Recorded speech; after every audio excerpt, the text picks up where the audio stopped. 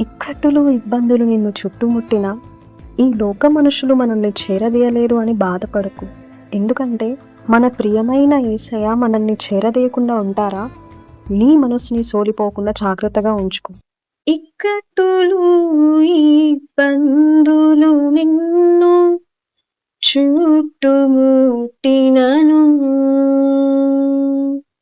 ఇక్కట్టులు, ఇబ్బందులు నిన్ను చుట్టుముట్టినను,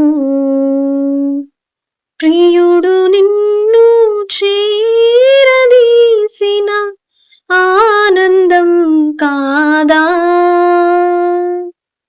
ప్రియుడు నిన్ను చేరదీసిన ఆనందం కాదా? సోలిపోవలదు మనసా, సోలిపోవలదు.